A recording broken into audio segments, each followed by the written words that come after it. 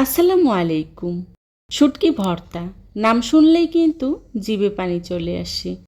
তেমনই একটি লোভনীয় ভর্তা রেসিপি আজকে আপনাদের সাথে শেয়ার করছি। আমি আজকে শুটকি ভর্তা তৈরি করব। আমাদের অঞ্চলে এই শুটকিটাকে শীতল শুটকি বলা হয়। তবে আপনাদের কার অঞ্চলে কী নামে পরিচিত আমার কমেন্ট বক্সে কমেন্ট করেই জানাবেন প্লিজ। আজকে আমি কুমড়ো পাতা দিয়েই এই শুটকি ভর্তাটা তৈরি করব। এই শুটকি ভর্তাটা খেতে অসম্ভব মজার হয়। আজকের এই মজাদার শুটকি ভর্তা তৈরি করার জন্যে প্রথমে আমি এখানে নিয়েছি শুকনো মরিচ। আমি আমার প্রয়োজন মতো নিয়ে নিয়েছি। আপনারা যে যতটুকু ঝাল পছন্দ করেন সেই অনুযায়ী নিয়ে নেবেন। মরিচটাকে আমি বোটা ছাড়িয়ে নিয়েছি। এবার 10 মিনিটের জন্য গরম পানি দিয়ে ভিজিয়ে রাখবো। এতে করে মরিচটা পাটায় বাটার সময় খুব সহজেই মিহি হয়ে যাবে। অন্যদিকে নিয়েছি বাঁশপাতা বা শীতল শুটকি। এবার শুটকিটাকে আমি খুব ভালো করেই ধুয়ে পরিষ্কার করে নেব। শুটকির গায়ে প্রচুর পরিমাণে আঁশ থাকে, তাই শুটকিটাকে খুব ভালো করেই ধুয়ে পরিষ্কার করে নিতে হবে। আমি শুটকির মাথাটা ফেলে দিচ্ছি, কারণ মাথায় প্রচুর পরিমাণে কাটা থাকে। তবে আপনারা চাইলে মাথা সহ ভর্তাটা তৈরি করে নিতে পারবেন। শুটকিগুলোকে আমি খুব ভালো করেই ধুয়ে পরিষ্কার করে নিয়েছি। শুটকির পেটের ভেতরে যে ময়লা থাকে সেগুলোকেও আমি বেছে ফেলে দিয়েছি। এবার শুটকিগুলোকে আমি কুমড়ো পাতায় মুড়িয়ে নেব। আজকের ভর্তাটা আমি কুমড়ো পাতা দিয়েই তৈরি করছি। আর এই শুটকি ভর্তাটা কুমড়ো পাতা দিয়ে তৈরি করলে খেতে অসম্ভব মজার হয়। আমি যেভাবে ভর্তাটা তৈরি করে দেখাচ্ছি, এভাবে যদি আপনারা ভর্তাটা তৈরি করেন তাহলে বিশ্বাস করেন এর টেস্ট মুখে লেগে থাকবে। এর টেস্ট আপনারা বলতে পারবেন না। এটা খেতে এতটা মজার হয়। আর এই ভর্তাটা তৈরি করতে কিন্তু খুব বেশি উপকরণ লাগে না, অল্প উপকরণেই তৈরি করে নেওয়া যায়। শুটকিগুলোকে আমি কুমড়ো পাতা দিয়েই খুব ভালো করেই মুড়িয়ে নিয়েছি। এবার চুলায় একটি প্যান বসিয়েই তার মধ্যে দিয়ে দিচ্ছি শুটকিগুলো। ঢাকনা দিয়ে ঢেকে শুটকিগুলোকে আমি খুব ভালো করেই সিদ্ধ করে নেব। প্রায় 5 থেকে 6 মিনিট পর ঢাকনাটা তুলে শুটকিটাকে আমি খুব ভালো করেই উল্টে পাল্টে ভেজে নেব, যাতে করে শুটকির যে এক্সট্রা পানিটা আছে সেটা পুরোপুরি শুকিয়ে যায়। দেখতেই পাচ্ছেন আমি কিন্তু শুটকিটাকে খুব ভালো করেই ভেজে নিয়েছি, আর পাতাটাও একদম মচমচে হয়ে গিয়েছে। এই পর্যায়ে চুলার আঁচ লোতে রেখে শুটকিটাকে আমি খুব ভালো করেই ভেজে নেব।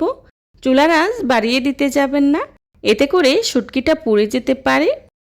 আমি বেশ অনেকটা সময় নিয়ে শুটকিটাকে খুব ভালো করে ভেজে নিয়েছি। এবার শুটকিটাকে আমি চুলা থেকে নামিয়ে নিচ্ছি। চুলা থেকে নামিয়ে এক সাইডে রেখে দিচ্ছি। আজকের এই শুটকি ভর্তাটা আমি শিলপাটায় তৈরি করছি। তবে আপনারা চাইলে কিন্তু ব্লেন্ডারের সাহায্যে অথবা বাটনাতেও এই ভর্তাটা তৈরি করে নিতে পারবেন। তবে পাটায় বেটে ভর্তা তৈরি করার স্বাদই কিন্তু আলাদা। পাটায় বেটে ভর্তা তৈরি করলে এই ভর্তাটা খেতে অনেক বেশি ভালো লাগে। প্রথমে আমি শুকনো মরিচগুলোকেই বেটে নিচ্ছি। আমি শুকনো মরিচগুলোকে 10 মিনিটের মতো পানিতে ভিজিয়ে রেখেছিলাম। এতে করে শুকনো মরিচটা অনেকটাই নরম হয়ে এসেছে, আর শুকনো মরিচটা বাটতেও সুবিধা হবে। দেখতেই পাচ্ছেন আমি শুকনো মরিচগুলোকে খুব ভালো করে বেটে নিচ্ছি, আর শুকনো মরিচগুলোকে আমি একেবারেই মিহি করে বেটে নেব। শুকনো মরিচগুলোকে আমি 2 বার করেই বেটে নিয়েছি।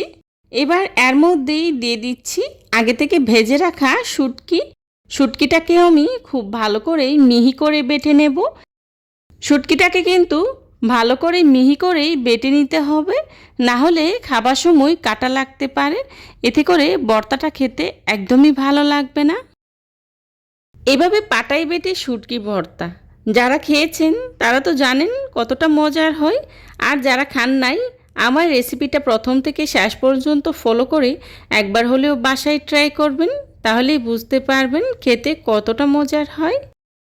শুটকিটাকে আমি 2 বার করে মিহি করে বেটে নিয়েছি। এই পর্যায়েই দিয়ে দিচ্ছি আগে থেকে কেটে রাখা পেঁয়াজ।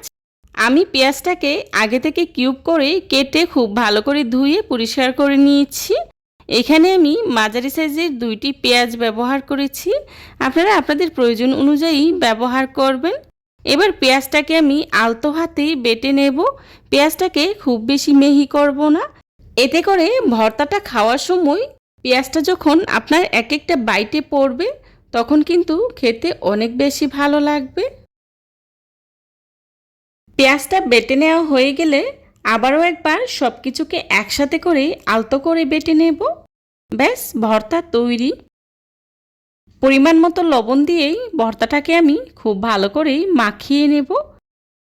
চেষ্টা করেছি খুবই সহজভাবে আজকের এই ভর্তা রেসিপিটি আপনাদের সাথে শেয়ার করার জন্যে। আশা করছি আমার আজকের এই রেসিপিটি আপনাদের কাছে খুবই ভালো লাগবে। যদি ভালো লেগে থাকে তাহলে অবশ্যই লাইক, কমেন্ট, শেয়ার করতে বলবেন না। আপনাদের একটি লাইক এবং একটি কমেন্টস আমাদেরকে নতুন নতুন কন্টেন্ট তৈরি করতে অনেক উৎসাহিত করে। এই ভর্তাটা আমার খুবই পছন্দের, আর এই ভর্তা হলে ভাত কিন্তু একটু তৃপ্তি করে একটু বেশিই খাওয়া যায়। গরম গরম ধোয়া ওঠা ভাতের সাথে এমন একটা ভর্তা হলে আমার তো আর কোনো কিছুই লাগে না। দেখতেই পাচ্ছেন ভর্তাটা দেখতে কতটা লোভনীয় হয়েছে, আর খেতেও কিন্তু ভীষণ মজার হয়েছিল। যারা এতক্ষণ ধৈর্য সহকারে আমার ভিডিওটি দেখেছেন তাদেরকে জানাই অসংখ্য ধন্যবাদ। এই ধরনের সব ঘরোয়া এবং মজার মজার রেসিপি পেতে আমার চ্যানেলটি ভিজিট করে আসবেন প্লিজ। রেসিপি ভালো লাগলে একবার হলেও বাসায় ট্রাই করবেন, আর কেমন হয়েছে আমাকে কমেন্টস করে জানাবেন। আমার পরবর্তী রেসিপি দেখার আমন্ত্রণ জানিয়ে আজকের মতো এখানেই বিদায় নিচ্ছি। সবাই ভালো থাকবেন, সুস্থ থাকবেন।